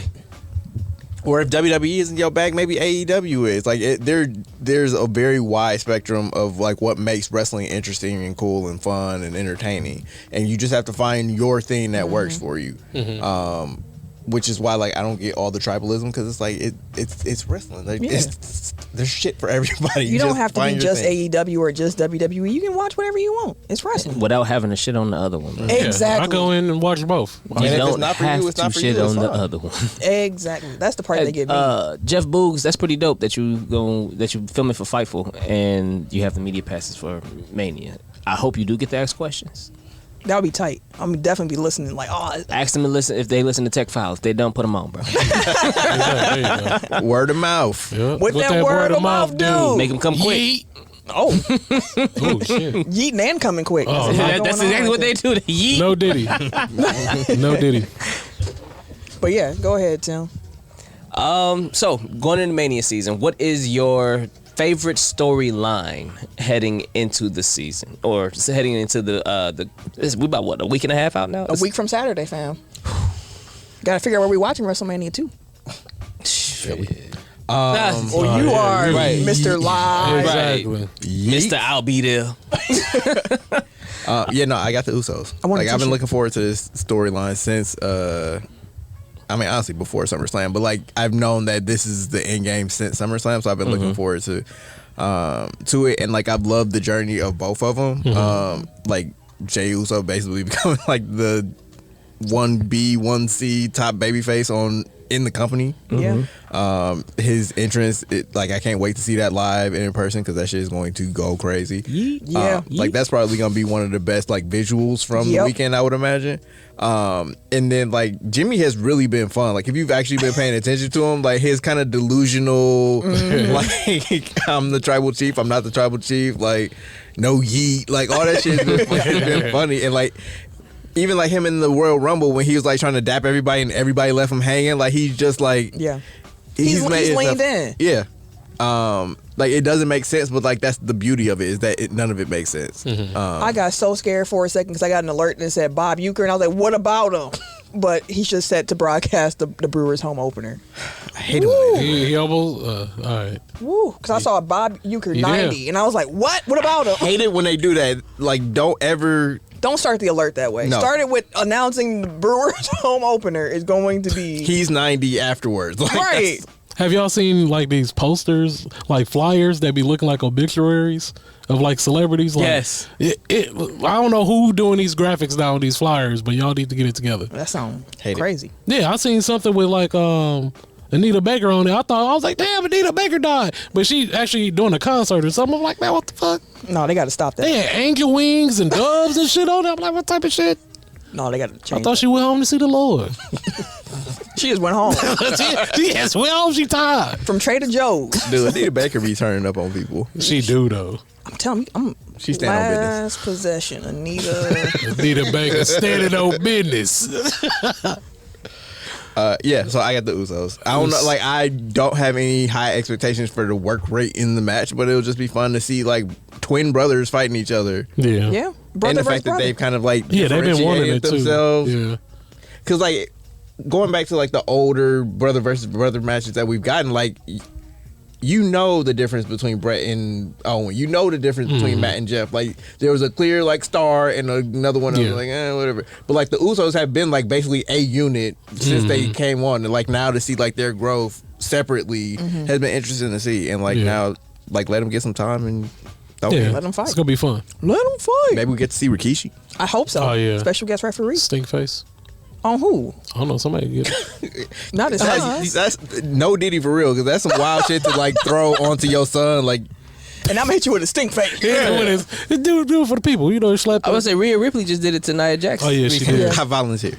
I volunteer. Wait, did you hear you? Yeah, Shayna Baszler was like, "Yeah, come on." She was like, "Do me next. Do me." Like she dropped down in the turnbuckle, like, "Yo." Like Rhea, come on, with the stink face. Like, hey, yo, relax. No, she was not relaxing. It was the complete opposite. Right. I'm gonna find the clip because when you see, you're gonna be like, "Dang, she wasn't relaxing. Like she was." I never seen her emote so. Give it to me. Come on. All right. Who want to go next with what they most looking forward to seeing? Because I'm gonna say something obvious. I'm gonna go with Seth Rollins and Punk. Okay. The Raw build-up made me more excited about that. Yeah, so the World Heavyweight Championship can't be forgotten in all of the bloodline stuff, because at the end of the day, Seth Rollins is still a show. Drew McIntyre is probably Troll of the Year in WWE. That's not named Jimmy Uso. No, he might have taken Jimmy's spot. Yeah, bro, like, and then CM Punk on the mic, even though he can't do anything, like, and then with Seth Rollins and Drew McIntyre both really like putting their hate on CM Punk and then trolling him the whole time is more so like, it's been a really good storyline to follow as well, and not to be forgotten. Even though Seth interjected into the bloodline and Cody's story, it's still more so okay, even though they have the main story, you still have my story in here, and I'm still part of it, and it's still just as big, or it could be just as big. And if you notice, like Drew is being a total hypocrite. Because like he's talking about like Seth isn't paying attention to him, he isn't taking his match seriously, he's focused on other things, and all Drew McIntyre has been talking about is CM Punk. Going crazy on him. Punk, to the point that Punk was out on Monday, damn near seemed like he was just free balling on the mic. And that motherfucker just like what? He was. Hey, I couldn't think of another word for it. But he was just wilding. Brother. What? He was calling him a bitch and shit. Drew McIntyre was like, "Hey yo, we still in PG era, bro. Like you gotta relax." My man said free balling on the mic, dog. That's wild, fam. Like, that is wild, fam. That's how wild it was on Monday. No Diddy. That is no wild. Diddy. For sure. Oh, that's wild. But no, that match is going to be fun. I do hope that they allow CM Punk to be a special guest referee. He got to be part of it, because I think, to the hypocrisy point, it'd be poetic if Drew loses because he's focused on CM Punk somehow. But I do love just how they're building everything, where it's like, it's a lot of dudes with beef with each other. And I just love how it feels like it's not just a single, like, you're tunneled into just one story. Like, you see Drew McIntyre got beef with Seth, he got beef with Punk. You see that Roman Reigns throwing shots at CM Punk, and CM Punk making, like, I love how much back and forth it is amongst all the guys in the main event picture. And that was like kind of the beauty of the Attitude Era. Like that, like there's a lot of beauty for Attitude Era. A lot of shit that don't age well. But like it was, and you can kind of see Triple H's influence because it's like as soon as he took over, like things started to be interconnected a little bit more. They started to acknowledge the past more. It's kind of like your actions have consequences. Like Jey Uso had to prove to the whole roster, like, yo, my bad about all the shit I did when I was in Bloodline. Like I'm making amends. Like now Bayley doing the same thing with getting kicked out of Damage Control, and she got to like prove herself to the black girls. Like, yo, I'm sorry, my bad, Bianca. Or like even like the things in the backstage where it's not just like seeing stuff. You only see people that are in a storyline with each other interacting. Like you see like stuff in the background happening. Like it's actually like a filled out universe. Like there's actually things going on, and you kind of you're being rewarded for paying attention, essentially. I mean, even I think it was on Raw. You saw like I forget who was in the hallway talking, but if you look behind him, you saw Drew McIntyre talking to Paul Heyman, and I was like, "Yo, look, like what is that going on?" Slide in the comments that wanted to be known when Camille got back into wrestling. I asked for one storyline, and I got it. Yep, he's hooked. Which one did he want? Like recently, like first of all, Jade Cargill helped him be like, wait, what's going on? I finally picked out my shirt for Mania, and I bought the Jade. Oh, okay, that's what's up. Can't go wrong with that. That woman's gorgeous. But he's absolutely. For me, it's Bloodline. It's me seeing The Rock at WrestleMania again. The Rock is how I got back into wrestling the last time when he was at WrestleMania fighting John Cena. Find the camera. There you go. His man was all over here and shit. Whoa, wait. But that's what I'm looking forward to, especially after Raw. I'm about to be free balling on the mic. Giggity. Y'all is wild. Free balling on the mic. Y'all are wild. You ain't see what Eric was doing? But that's what I'm looking forward to. I want to see this tag match with Roman and Rock against Seth and Cody. It's going to be a spectacle. Like, I cannot wait to see that payoff, especially... I've been talking about The Rock for the last few weeks. I've been really enjoying Final Boss Rock. When we went to SmackDown, Noman, my husband, he was like, "You want to get a shirt?" I said, "I'm waiting for the Final Boss merch to come out because I know it's coming. It's going to be some Final Boss merch, and I want that. I don't want it. I saw it on Monday. Okay. The slap shirt don't look good. Which one? The one where he's slapping. Yeah, he's no, slapping. it don't. Yeah, I was like, ugh. Like seeing it up close, like, oh, that look trash. Yeah, the Bloodline got slide. That's what he was talking about too, Bloodline. But like, I got to see how that pay off, especially on Monday. Like, the end of Raw on Monday when The Rock spent 5 minutes just beating the brakes off of Cody Rhodes. When he started bleeding, and I was like, like I was for real looking like that gif of that dog that's be confused and looking scared, like just looking around, like what is happening? Because they ain't have blood. In a long time. AEW got blood every night for no reason. So, I don't know. That's what I'm looking forward to. AEW bleed like Ric Flair. Real talk. They got spikes on everything in AEW. Yeah, That's like a fact. real talk. Everything got spikes over there. That's a fact. Cam, what about you? Y'all know where I'm at. It's Cody, man. We got to finish this story. Fuck your story. For real. All right. That's what The Rock said. When my man is a champ, then what we going to be saying? So, what you going to say when he say, and still? I was gonna say, like, what would be your reaction if you go 1, 2, 3, and still? I really don't know, dog. I will be irate, my nigga. I'm like, fam, why? This is the second time y'all done did this to me, fam. Like, why is y'all playing with my emotions? That would be wild. I'm not gonna hold you. If they say and still at the end of that match, that would be crazy. Crazy, bro. I'm gonna laugh my way out of that stadium. Crazy, boy. You know how many motherfuckers gonna be mad after that shit? I'm just thinking about it, dog. Like, I said your whole soul left your body. Just thinking, just thinking about. I was like, because I ain't really thinking about it until just now, and I was like, bro, he can't keep getting away with this. And The Rock gonna want him to win, so I'm sure the Bloodline gonna be involved on Sunday. Yeah, they gonna figure out every way to screw my guy, but we gonna pull it off. Unless The Rock screws Roman for Cody. Hey, it don't matter as long as we get it. After he beat Cody the way he did on Raw, I don't know. I don't know if there's any coming back from that one. Yeah, can I go into mine? Go ahead, yeah. But yeah, The Rock has been. He asked me like, "Can I do mine?" Yeah, please. Yeah, no, but watching The Rock do his thing, like.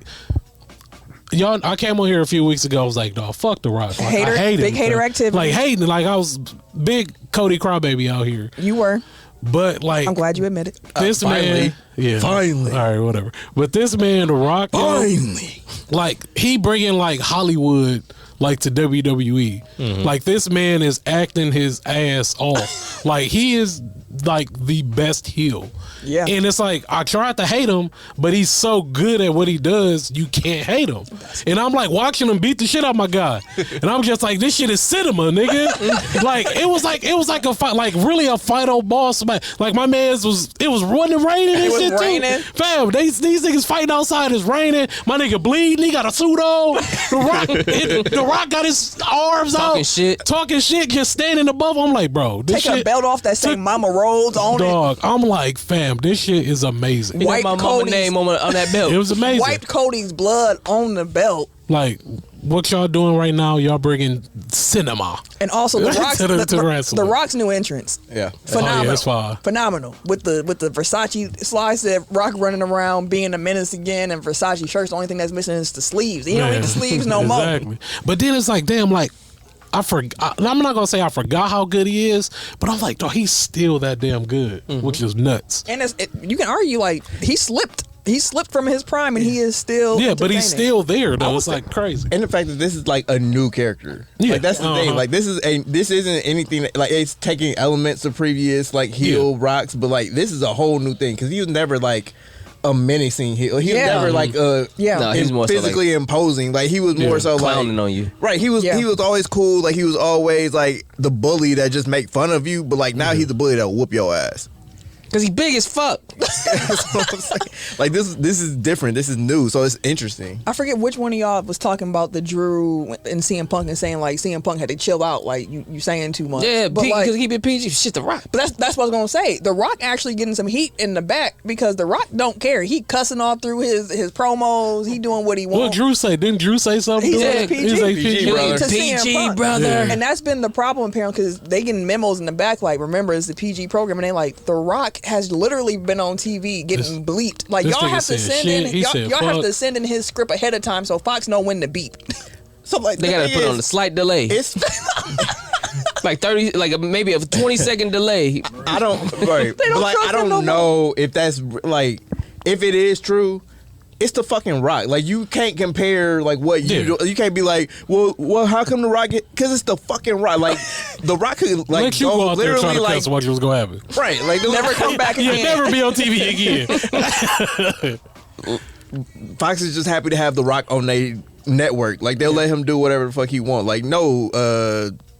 Sami Zayn, you can't go out there and do the same exact thing that The Rock doing. The Rock is out there on your network every week. Yeah. On live TV. Yeah. Like, every like, week. They'd be like, Big like, please, can we have something? Like, can we have The Rock again? Every week he's on live TV on Fox. Like Man. I'm sure they probably like no. Star, man. Like he doing surprise appearances now. Like you don't even have to advertise him. It's just like the specter of having The Rock is He probably was on gonna get USA. your eyeballs. And Fox, like he just bouncing. Like man, they advertised it at SmackDown, like the Rock Smack on Monday Night Raw. I was like, dang, that would be fun to go to. It's in Chicago too. Hey, CM Punk did what? Again, I can't wait for him and CM Punk to have they. They gonna have some words. Like I say, he brought it back. Dwayne, your arms are too short to box with God. I said, I was like, yeah, your bring arm that don't shit even work. back. Your arm don't even work. You talking big cat. Right, bring that back because he And could the not fact that fucking stand that man. Man, I can't wait. I'm so excited for The Rock WrestleMania. can beat the brakes I off can't that wait steel, but- until next week when we actually get to do a WrestleMania preview. Like, often we have internal conversations about the order and the flow of the show, but listen, WrestleMania weekend preview and then WrestleMania review, y'all gonna be hearing some wrestling early on in the show. Early on in the show. The A block. Yeah. Right. Especially after WrestleMania, if it is what we think it's gonna be, especially since this man gonna be there live. Boy, like, let it say and still. Let him say and still. Ken might not show up. There are two outcomes that are gonna make me troll a whole bunch of people very loudly. One is when the Celtics inevitably lose, Damn. and still. I'm gonna be loud, and you gonna want. You might as well block me again if he win. I'm just telling you right now. He gonna be talking so much shit. That's gonna make me emotional. I'm gonna have to watch Malone. Just mute. Just case. Just mute. Because if he lose, I'm like, y'all gonna see another side of me. I'm like, he gonna walk out the crib. Are you gonna be like the cats that be punching the TVs and shit? You gotta buy you a new whole setup and shit because you done broke it down. Fuck this TV. But nah, wrestling it is everything right now. So let's do some quick hits and get out of here. One of the quick hits ain't gonna be as quick. So first, March Madness bracket check. How are y'all doing? Oh shit, hell, where am I at? I know men's. I got smoked. I know you top 3 in women's in our bracket pool. You number 3 in women's. I don't know where you are in men's. I am doing terribly in both. My women's bracket is terrible. I'm cooking. As long as South Carolina win, I'll consider it a success. Listen, my bracket's already a success. I predicted that Oakland was going to win initially and the NC State. The fact that I predicted that right, everything else is gravy. And Marquette made it out the first weekend for the first time since 2013. The last time Marquette got to Sweet 16, I remember that because you was damn near in college still. I had just got out of college. I had moved back to my mom's house. I'm in the basement. I'm watching the game. It finishes. We go to the Elite 8.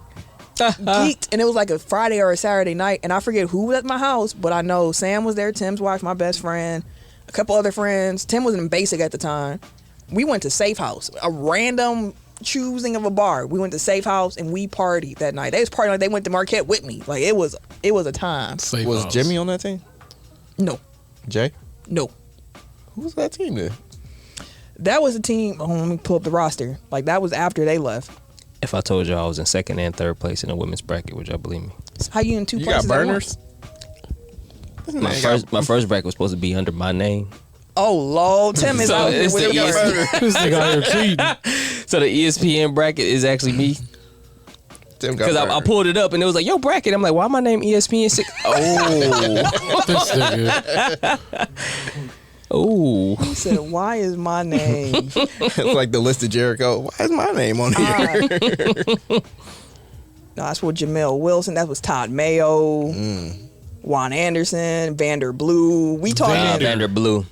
We going back. Devontae Gardner was on the team. Like that was the last time.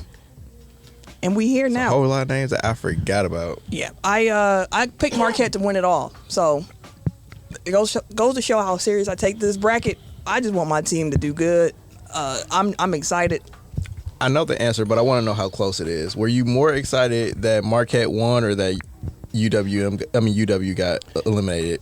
Marquette winning against Colorado was more exciting than the Badgers losing. Boy, I'm so sick of them motherfuckers. But I would probably rank it beating Colorado, the Badgers losing, and then the first round matchup. I can't remember who we played in the first round at this point. I don't remember it. I just know it was a dub. A dub. That's all I care about. That's all I care about. I just want to see how far Marquette can go. I just want to see. If we can get to Final Four, listen, let me tell y'all, because that'll be next week. Mm-hmm. If Marquette makes it to the Final Four, who that? Let's see. I might end up on camp. I'm gonna be on campus that night, just running around, running amok. Y'all beat Western Kentucky that game. There you go. So yeah. Oh, I got Marquette beating. How far y'all got Marquette going in y'all brackets? Do y'all know? I think I had Elite 8. Yeah, Elite 8. For me, I believe it was championship. Because I know y'all all got UConn winning. Yes. UConn. And it was UConn beating Marquette. Yeah. UConn team is ridiculous. No, they are. I feel it. Okay. Anything in the women's side that shocked y'all so far? No, but the Stanford Iowa State game was really good. You did text us about that one, yeah. Really, really good. At least the stretch part that I saw. So, I can't wait to get some more of that. Marquette plays on Friday. Can't wait. All right. Sports gambling. We're going to end the show talking about a topic that is getting more and more attention as of late. So I'll just run down the things that have happened in the last week in regards to sports gambling. So Shohei Ohtani and the Dodgers fired his interpreter last week. From what I understand about the story at this point is that he amassed a large gambling debt, then used Ohtani's funds to cover said gambling losses. Ooh, low. The NBA announced that they will be integrating live betting odds into their League Pass broadcast. Boo! Cavs head coach J.B. Bickerstaff said that his family had been receiving threats from sports bettors. I think Eric Spoelstra backed up that claim. Tyrese Halliburton in a press conference said that he feels like he feels like a prop due to sports betting and the way that people treat him online and at games. On Monday, Jonte Porter of the Toronto Raptors, who's the younger brother of Michael Porter Jr., Stupid.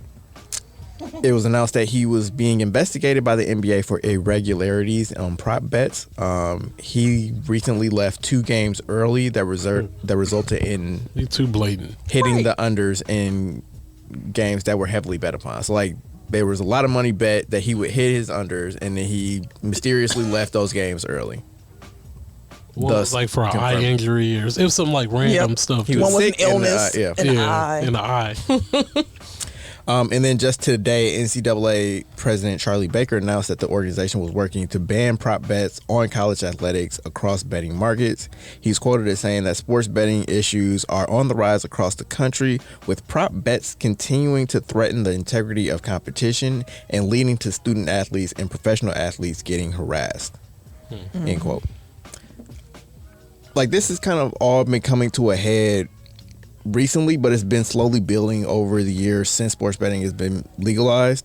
And that's not even to really point to like how insidious it's become in sports coverage. Like, you know, First Take is sponsored by ESPN Bet. Like, ESPN Bet exists. Like, ESPN has their own betting platform. The NBA has a preferred betting partner in DraftKings or whoever the fuck it is. Like, sports gambling is so integrated into sports Super and sports prevalent. coverage, and like the leagues are getting in bed with all these different gambling entities. Like, I've always been a proponent of like legalizing things, just regulating them so that people, like, it's safe, but like let people make their own decisions. But like the way that sports betting has been rolled out, it's just like it's the Wild West, and it's not like we don't have safeguards in place. One, for the people that are being bet on, like it's so dehumanizing, like, to reduce these pro athletes and college athletes to bets. You know what I mean? Like, that there's a reason that they're getting harassed online, because like people don't see them as real people. They see them as a prop. You just cost me $15,000 or whatever the fuck it is, or like like it's bad enough when it's a large amount of money, but it'd be like somebody that bet like $3 on Prize Pick, and they're like, I'll kill your mom because like they didn't win $15. There's a lot of things, like, of the stuff that I've named off, like, that are threatening like not the sanctity, but like the integrity of sports. Like, it's supposed to be a competition. Like, now you have so many competing interests that might take away from like, oh, you know, if I just toss this out of bounds, like, we still gonna win, but you know, like my 100's gonna hit, or you know what I mean, like, if I miss this 3, like, you know, we good, but you know, maybe somebody else can make some money off of it. Like, Jason Tatum was quoted in I saw a clip of him earlier from a press conference, and he was saying like, I kind of do feel bad if I cost people money, because like they're yelling that shit at the game. It's like, Jason, hit another 3, or Jason, you know, like, I need you to score 25 this quarter, or whatever. You know, it's like, these are things that they hear. They're human. They're on the court. They hear you shouting this shit. Like, it's like, you know, it's kind of gross. It's gross. Yeah. It is. And like, I know that sports have always been gambling has always been like kind of an underlying engine in sports. Like, you know, betting lines didn't just sprout up overnight. Like, it's always been a part of it, but it was at least like, it wasn't so in your face. It wasn't advertised to children as well. Like, there are teenagers in high school that be prize picking, like even though you're supposed to be 18 or older, right? Like, people, they just do whatever they gonna do. And like, when it comes to gambling, to your point, like, people been gambling forever. Like, you can go back even before people were gambling on sports. People just played the numbers. Like, even the shadow punches and boxes. And like, stuff people are always trying to find ways to get money quick. Like, that's just going to be a human condition. But to see it being advertised alongside of leagues now, it is jarring to see that. Like, when NBA said we gonna integrate the betting odds into League Pass, I'm like, I just want multi-view from my house. I don't want to have to use my laptop to watch 4 games at once. Can you please make it a feature in the app where I can do a multi-view? But no, you focused on putting gambling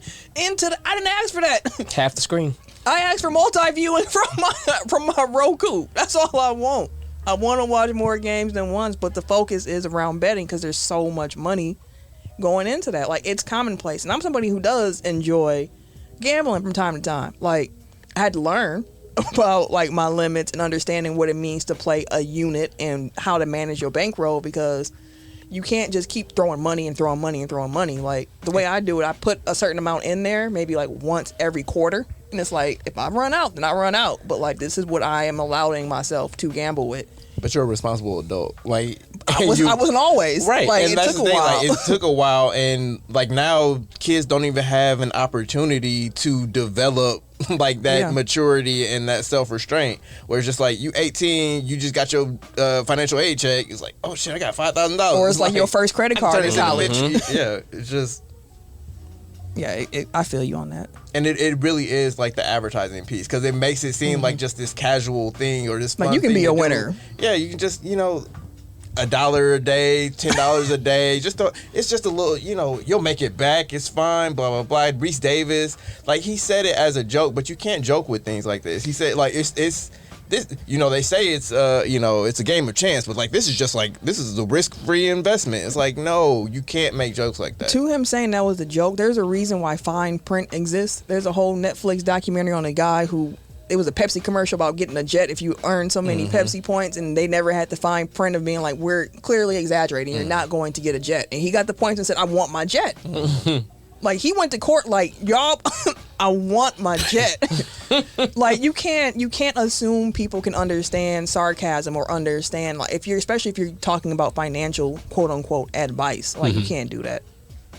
So I feel it. Like, it feels overwhelming at times. And I say that as somebody who has ad reads for Prize Picks and for FanDuel. Like, it's part of Locked On, the network. Like, you go, that's a partner. It just feels like we're creating a generation of degenerate gamblers. We might be. We're gonna find out for sure in about 5-10 years. Yep. Well, that's the show this week, y'all. Hope y'all enjoyed it. Hope you got some hee-hees and ha-has. I'm not sure what we naming the episode, but I know it's not gonna be any of the suggestions that I heard from these gentlemen at various points during the show. No Diddy. No Diddy with that SpongeBob. That'd be hilarious. All right, y'all. Parting words of wisdom this week. I don't really have any for y'all. I feel like I said every week and I say something, but for real, this week I ain't got nothing. Y'all take care of yourselves. We're going to get out of here. If you want to follow me on social media, you can catch me. Wait a minute. On Twitter and Instagram at Camille Monet, CamilleMonae. Real quick. I wonder when that's going to phase out to people like, why does he say that? Oh, wait a minute. I'm sure people already don't know. Like, that was a hit song in the moment when we were doing the podcast. Fucking banger. Bald head ass is getting that shit. I forgot what song it is already. Like, I'm like really like sitting here such like I know the sound drop, but like I can't build this. Oh yeah, okay. Couldn't build the song around it. At Bucks Burner on Twitter. That's all you get. That is all you get. Everyday_gentleman on Instagram, KHarris216 on Twitter and Snapchat.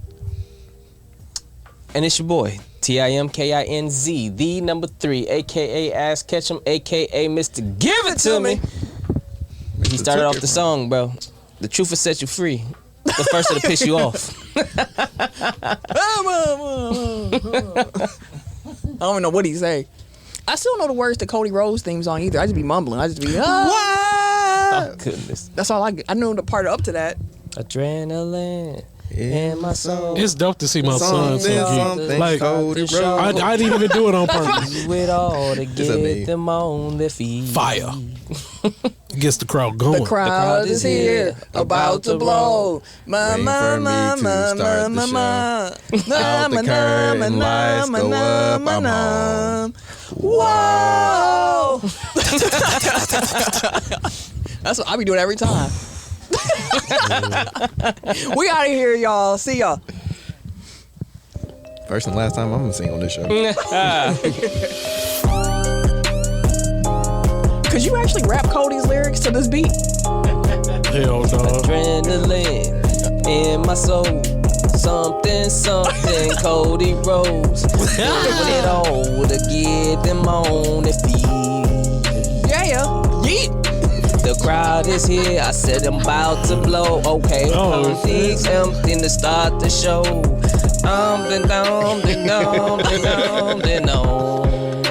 Whoa. Hey, that shit low key slap. Hey, low key. Hey, we gotta copyright this shit real quick. That shit low key slap. WWE finna take this shit down. Exactly. I'm like, oh, y'all thought it was all that shit.